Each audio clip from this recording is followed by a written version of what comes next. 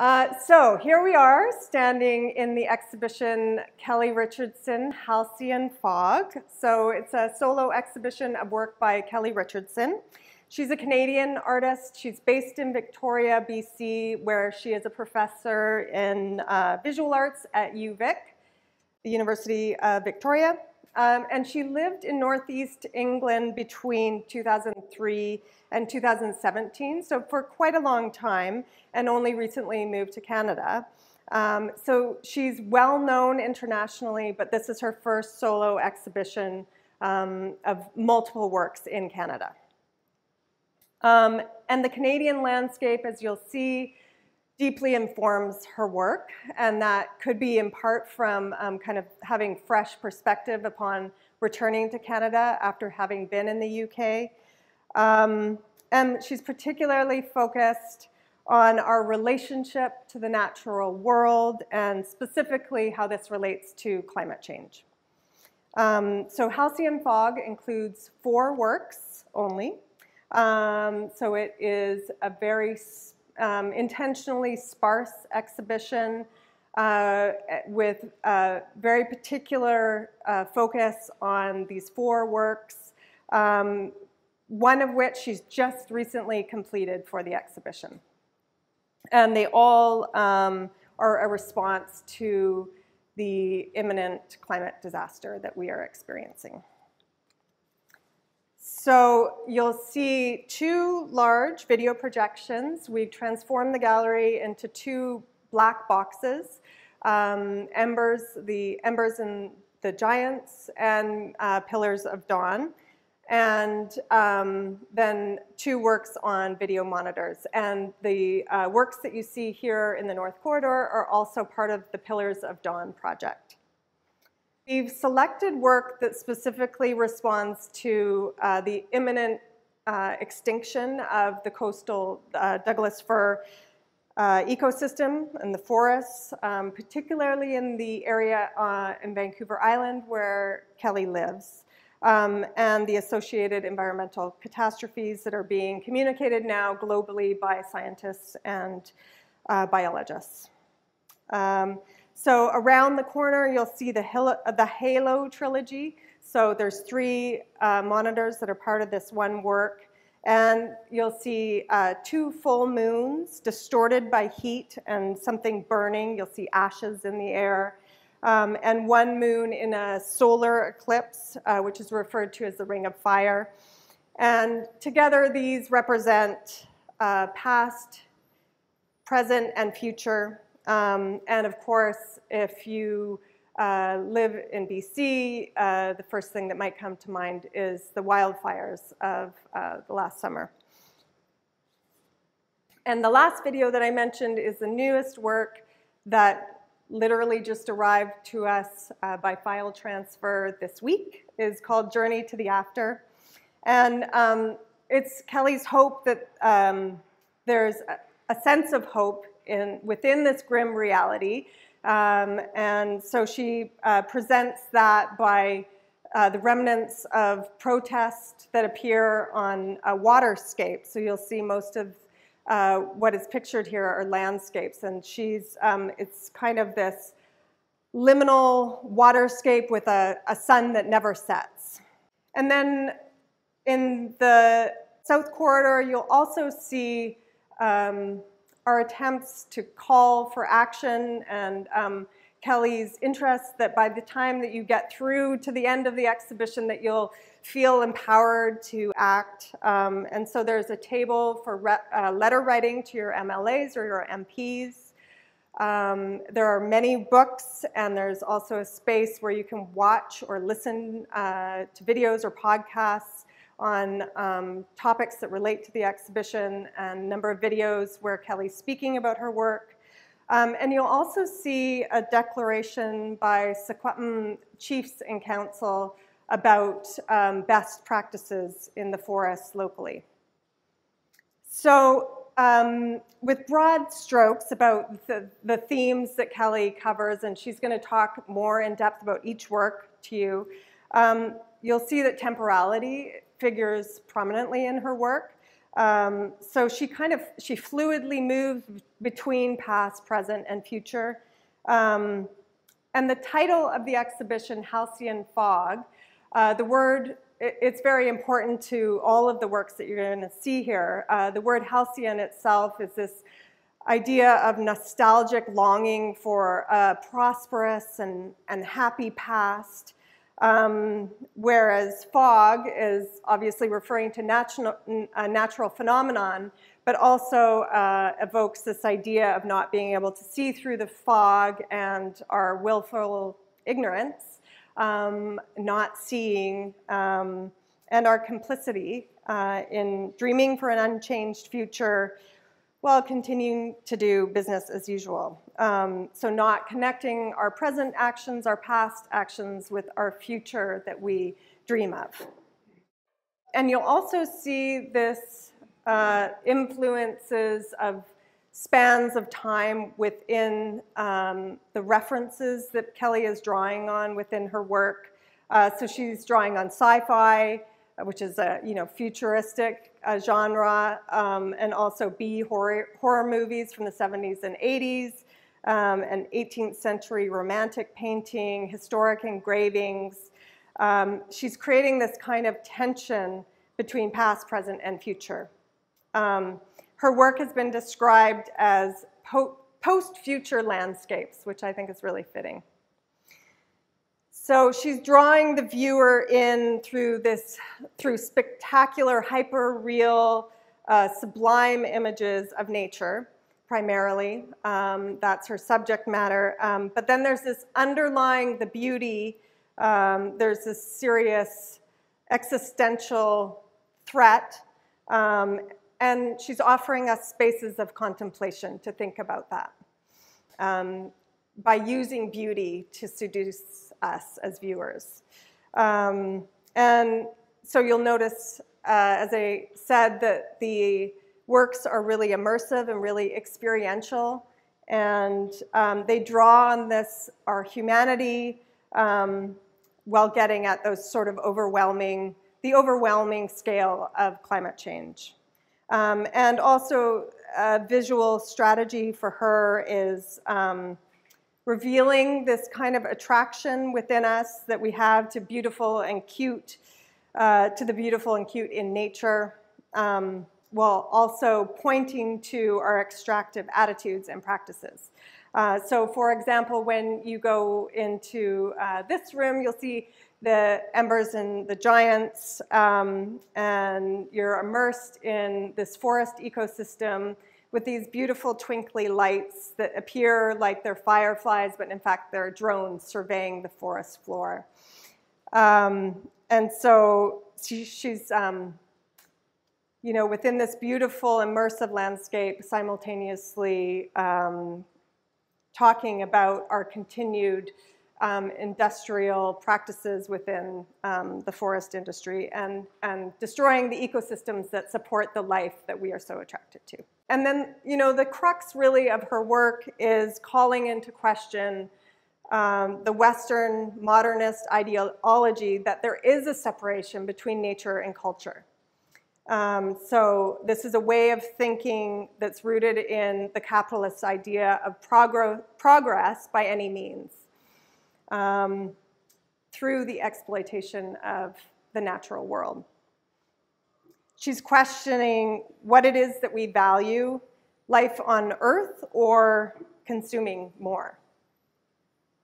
And she makes the Anthropocene visible. So that's the epoch of time that we're living in, the geological time where humans have affected and impacted nearly all ecosystems on the planet.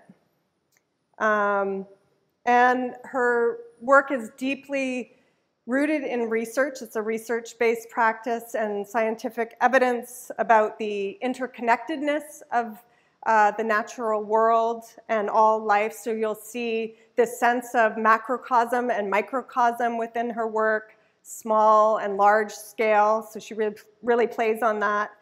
And there was an interesting quote that I read in One of the books that is available in the South Corridor by a text by Alistair Robertson in Pillars of Dawn, that publication, where he says Richardson's work makes the scale and scope of planetary change plain to see. And then her choice too of video and using technology as her medium is embedded in her subject matter. So she's drawing on science around the social life of trees, for example. And so if you think about the terminology that is used for that science, it's also embedded in our use of words like networks, webs, hives, messaging, communication. And so those things come together in her work. And it also, so she's using natural images, but she's exaggerating nature by highly manipulating her work, her videos, her photographs. Everything is highly manipulated through her use of the computer. And she relies on, as we all do, the crystals that we extract from the ground, from underneath where we stand, in order to build the technology that we need to use. So that's a kind of self-reflexive strategy within her work. And it's, I like also that her work has been referred to as liquid crystals. So when you look at the final work in the exhibition, Journey to the After, she's exaggerated everything, and it's saturated color, and it's really, it's almost bucolic in nature. It's so over the top, and that's really to kind of like hit us over the head. So I'll leave it at that, and now you can go and experience it. Firstly, I just wanted to say an enormous thank you to everybody in the room for making this exhibition happen during a really, really weird time. I really appreciate it. So thank you, thank you. For those of you who don't know my work, I make digital video installations and prints featuring complex landscapes that have been manipulated using CGI animation and sound. Through my work produced over the last 20 years, I've been asking viewers to consider what the future might look like if we continue down our current trajectory of planetary pillaging and consumption, and why we've allowed ourselves to arrive at such a moment of global environmental crisis. So I'm going to walk you through the exhibition as though you were just arriving through the front doors.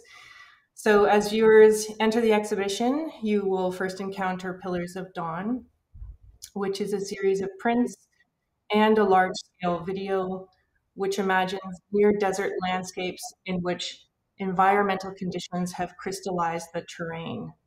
Centered within each composition is a singular tree holding its form despite the considerable weight of its mineralized crust. What caused this potential future landscape isn't apparent. Is it the result of an unknown disaster or a fallout for ever increasing amounts of carbon in our atmosphere? There's always multiple ways to read my work deliberately. For centuries, the tree has stood as a symbol for myriad human concerns. It has symbolized life, fertility, peace, strength, and victory. In the face of climate change, Pillars of Dawn undercuts this traditional symbolism and seeks to re-signify trees as symbols of trauma. Roughly speaking, there is one crystal in each of the landscapes for every species alive today. We live in a time when many scientists believe humans have caused the Earth's sixth mass extinction event, which we are now well into. It's been referred to as a biological annihilation, which studies concluded several years ago revealed the loss of billions of populations of animals in recent decades. The World Wildlife Fund has reported that we have lost half of the world's wildlife on this planet in my lifetime. To use Alistair Robertson's words, my work asks us what we truly value. In each of the scenarios we encounter, we see a beautiful, empty, crystallized world. It's almost as though all life forms have been transformed into pure carbon. That is, into the most concentrated forms of pure carbon in the natural world, diamonds. The majesty and infinite wealth of the earth is revealed, although no humans appear present to appreciate it. If Pillars of Dawn is a view of a potential distant future, that's where we're starting, in a distant future. From there, we enter Embers and the Giants, which is a large-scale video installation set in the near future, presenting an endangered old-growth forest during last light, articulated by thousands of floating embers of light. Initial impressions may be that we are witness to a rare and exceptionally beautiful display of fireflies, or perhaps the embers from a forest fire out of frame. The longer viewers look, the more evident it becomes that we're not witnessing a natural spectacle. We're witnessing human intervention through thousands of tiny drones mimicking a natural spectacle, suggesting a time when we will need to amplify the spectacle of nature in order to convince the public of its worth. Ancient trees on Vancouver Island, some of which are up to 2,000 years old, are the rare remnants of industrial logging. Part of the coastal Douglas fir ecosystem, it's one of the most endangered in Canada, with most of the planet's old growth logged worldwide, already logged. It's now home to now extremely rare giant trees, a vital part of the ecosystems which sustain wildlife, store vast amounts of atmospheric carbon, clean our waters, and are an important part of many First Nations cultures. Yet the loss of these irreplaceable forests continues at a pace roughly 3 times faster than tropical rainforests are disappearing worldwide. That's a staggering fact. 34 football fields of old growth is logged every single day on Vancouver Island alone. Like these giant trees with quickly dwindling numbers globally, fireflies are also threatened with extinction. Embers and the Giants questions our calls for preservation at a time when large-scale environmental breakdown caused by climate change, is not a case of if, but when. The idea for the work was inspired by 2 news articles that I accessed and read in 2016 about threatened old-growth forests, one in Pacheedaht territory on Vancouver Island and the other in northern Mexico, which after the discovery of a natural spectacle, fireflies and giant trees, in the case of Vancouver Island, successful cases of preservation were argued. Both areas are now extremely popular tourist destinations. I find that quite remarkable. In light of the terrifying fallout of continued large-scale biodiversity loss worldwide, when are vital ecosystems worthy of preservation? Do we need the cute insects, the pretty insects, the amazing trees? How are we able to continue to justify their loss at such a critical juncture? Under what metrics is that justification measured? And in the future, how will those metrics be viewed? And most importantly, what will our futures look like given current predictions? Following Embers and the Giants, viewers come to Halo, which was produced in the fall of 2021. Halo 1, 2, and 3 are sequels to Camp, a video which presents a cliche of outdoor life, which I filmed in 1998. It was a really early video work of mine, one of the very first, actually. So it's a sequel to this. In Camp, the full moon, I'm filming a full moon on a summer evening, and it is distorted by the heat rising from a crackling campfire out of shot. On the fire, popcorn bursts, and with each burst, the moon dances. 23 years after producing Camp, the promise of what summer brings has changed, as you all well know. The Halo trilogy presents 2 full moons, one partially red, another fully red, both distorted by heat rising from something burning and crackling out of view. The third video presents a red solar eclipse known as the Ring of Fire. Embers float around and smoke swirls.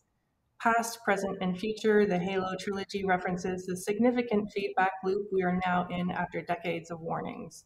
Campfires are now banned in the summer in British Columbia, where I live and you live. With severe extended droughts being the new normal, the risk of wildfire is extreme. Compounding the threat, 2021 produced record temperatures reaching a staggering 49.6 degrees Celsius, smashing the previous record by 4.6 degrees, making international headlines. It was the third worst fire season on record, all three of which were recorded within the last 5 years. Simultaneously, the UN declared that it is code red for humanity as a result of climate change. Lastly, with a bit of hope, viewers arrive at the present day with Journey to the After, which was just completed.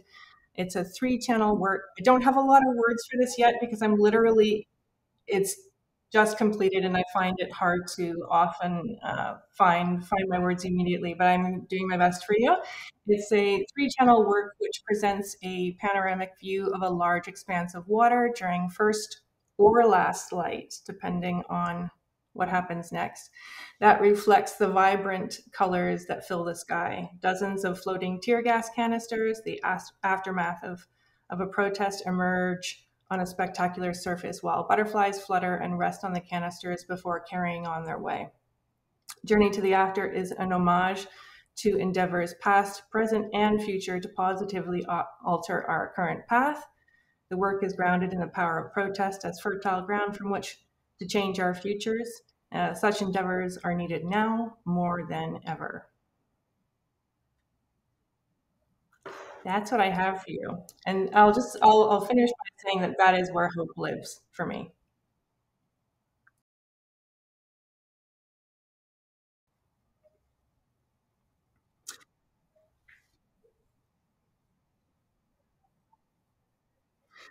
No, so the 3 works. The first moon on the left is the partially red moon, and that window has passed. That was the threat that we've been told about for decades in my mind.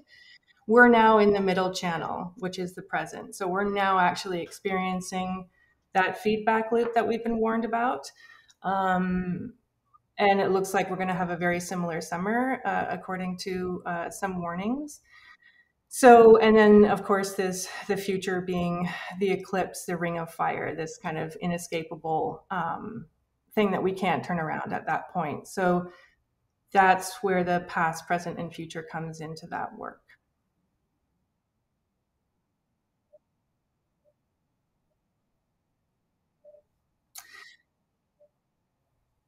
So the answer to that changes drastically depending on which work we're talking about.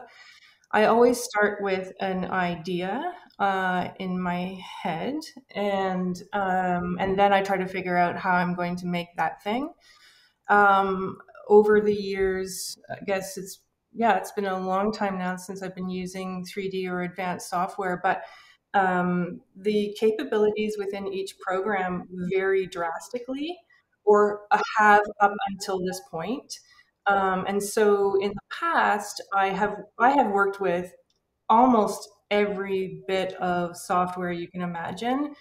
Uh, what happens is I come up with the idea, then I try to figure out how I'm going to make it and which software program is going to be able to handle making it. So if I use Pillars of Dawn as an example, um, those landscapes and that tree and the bushes in it are covered in actual object crystals in 3D that I sculpted and then add some randomizing parameters to literally blanket that landscape in millions of crystals. That information is so computationally difficult for most programs that they would just like throw the, most programs were like, nah, I'm out, and quit the second I tried to do it. But I had heard of a little program called Clarice. A French company made it, and they were claiming to be able to handle insane amounts of geometry. So I got in touch with them, and this this is what I do. Like, okay, if let's test that. Let's really test that. Will you give me your software, and I'll really put it to work. And I can do that in a way that film often doesn't, because film, it's 3 to 5 second shots, and they can kind of trick your eye a lot faster than I can. These are sustained shots that you can watch and scrutinize over an extended period of time. So it actually acts as this kind of spotlight for what programs can do if they can do it. In this case, Clarice did the job really, really well. It handled all that geometry brilliantly, and it was the only bit of software that could have handled it at the time. Now I think actually Blender could probably do it as well, but I'm going to test that soon. But yeah, it goes from idea to how am I going to do it. Sometimes I'll enter a program, try to make it work. Charo knows this. I started another series in the last summer, and I came to a brick wall this was in Cinema 4D, and I came to a brick wall with water. The water just looked horrendous, and I had to just stop that. It just wasn't good enough for me. So this happens a lot where I'll hit a brick wall and then I have to enter another program and see what it can do. And so I switched to Blender because Blender had this reputation of being really great with water. And it was actually through that process of working through that problem that the idea for Journey to the After came about. It was largely about water, and then I started imagining what this could be, and that also came about because I was asking myself about what hope looked like. So it's that kind of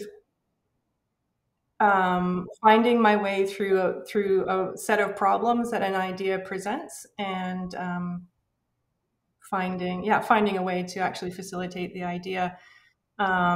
Embers and the Giants was made largely in After Effects. After Effects is used in almost everything that I make as a compositing tool. So usually I'll make the 3D elements in a 3D program, render those out, bring them into After Effects, do the compositing, render out, bring that into Premiere Pro, mix my audio, re-render it out, compress, send it to you.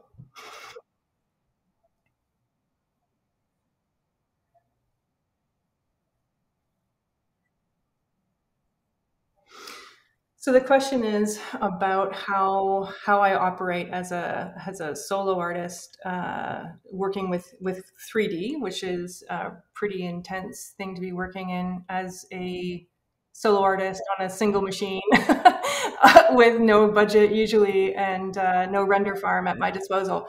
That is not what 3D usually looks like when people are working in it.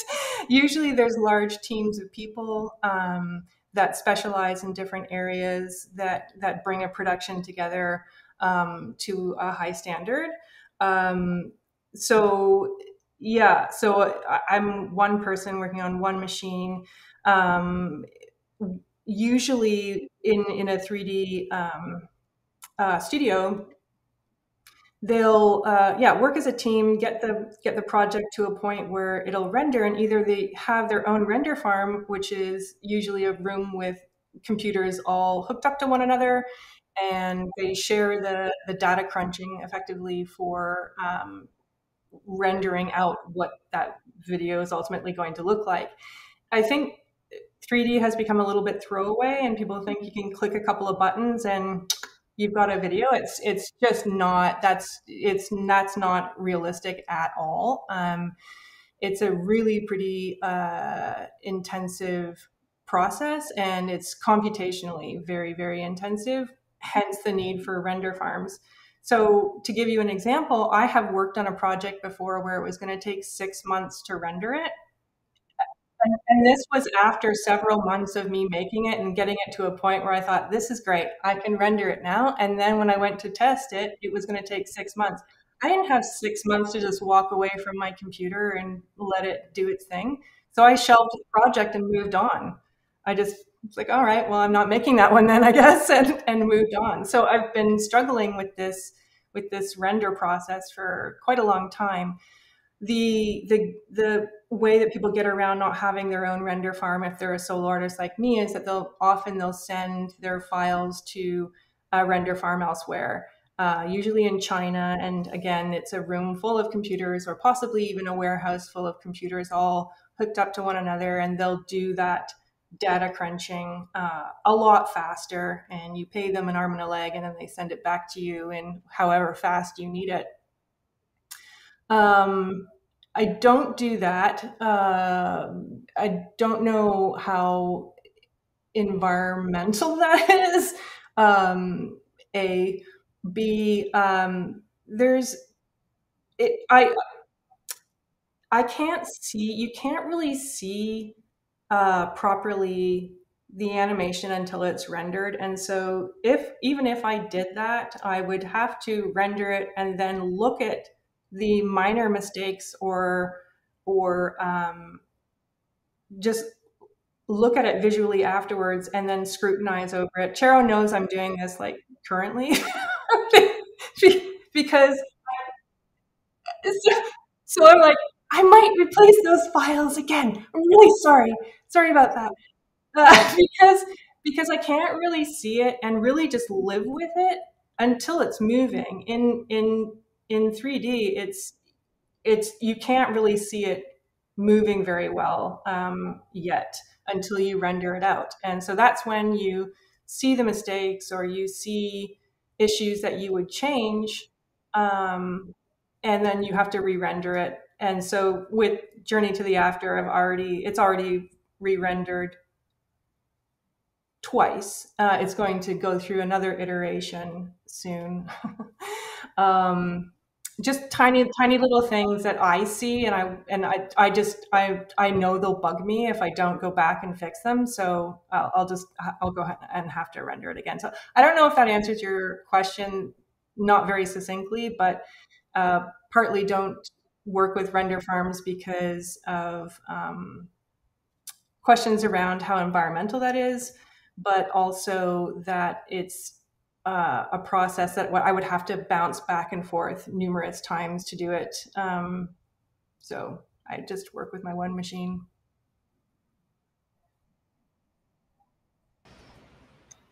So the question Charo asks is to speak about coming to this with a painting background, and why I chose to start working with moving image. Yeah, I started as a painter, and in school I was making color field paintings. Before that, before I started school, my goal was to try to draw things as realistically as possible. And then when I entered school, I realized I didn't understand color and how color worked at all, and how I could work with color and emotion without using representational subject matter in the paintings. And so I spent many years as an abstract painter in school. And then when I was graduating, I destroyed all my paintings because I wasn't asking the question of why I was making artwork at all. Like what did I have to add to this larger conversation of art and contemporary art? And from there, I started leading all of my work through ideas first. And so if I had an idea to make a sculpture, I made a sculpture at that point. If it was a photograph, I made a photograph. If it was a painting, I would still make a painting. And slowly video took over. And I think what I discovered with video and moving image was that I could do with it what I could not do with any other medium. I could have an impact and create an environment that I just could not replicate with any other medium.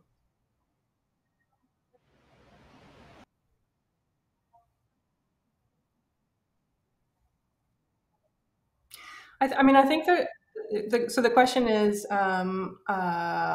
with each work, did I make a conscious decision of how much I was referencing science fiction or horror within the work? And I think that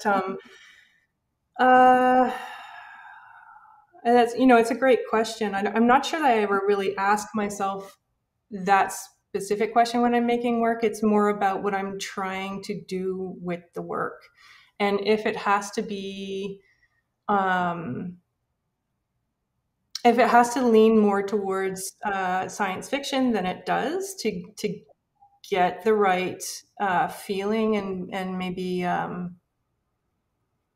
of balance of aspects of fun and joy mixed with the horror that you mentioned, or the you know, the terrifying underlining ideas explored in the work.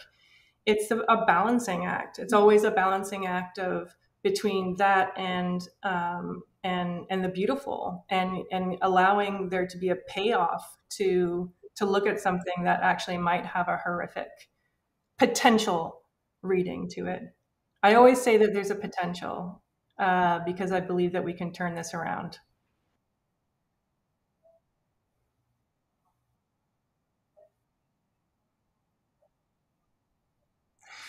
I think, I mean, I don't know. I don't know how to answer that. So the question is, were the fireflies appearing to go behind or through things, and was I playing with that? I wasn't intending to go through, but what I definitely put them behind or into, if that makes sense. So there are many layers in that landscape that through compositing, the fireflies were disappearing into different layers. So you know, a foreground, a middle ground, a background, behind the tree, in front of the tree, on the branch, off the branch, or behind the branch. So I was definitely playing with an imagined 3D space, because it was not. It was taken from. It was filmed on an IMAX camera, actually. That was an IMAX commission, so it was obviously an actual threatened and endangered old growth forest here on the island, and then how one would insert 3D effects into that would be to create a number of masks where the bugs appear to go behind or on, or so I was definitely playing with that. But light is a strange thing. So light, you know, behind a blade of grass might appear like it's going through it, as opposed to, you know. Um, so that might be tricking your eye a little bit there. Yeah, it was really, those movements were really powerful. And I don't know. It doesn't have to be explained, but I thought if it was super intentional on your part, I'd love to hear about it. But obviously, it I'm achieved the gonna, effect that you intended. So, I did, but I'm gonna pretend that if it was powerful for you, that was totally intended.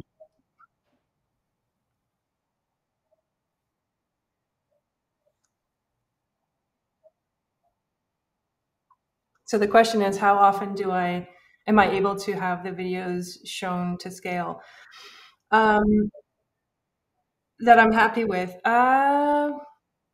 You know, most of the time galleries don't have the height that you do. So actually, I think Kamloops is a really special place.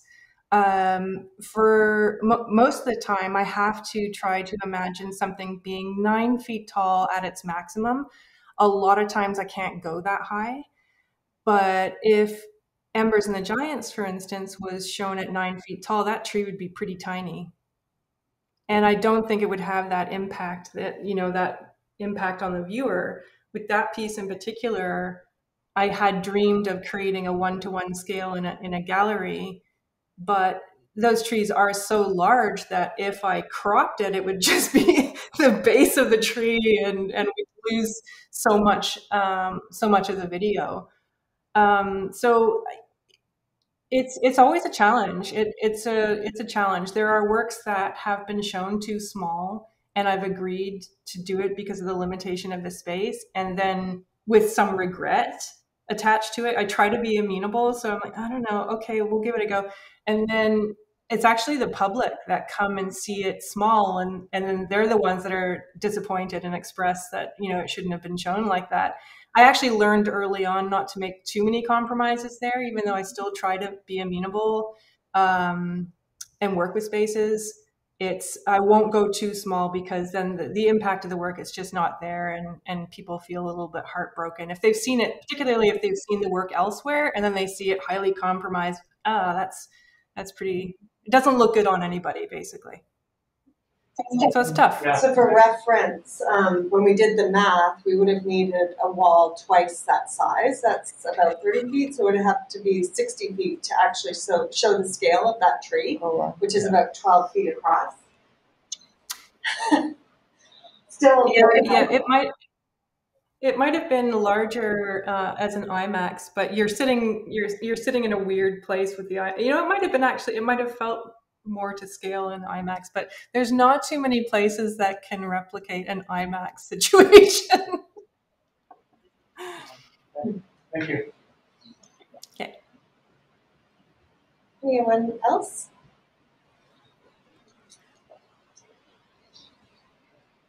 All right.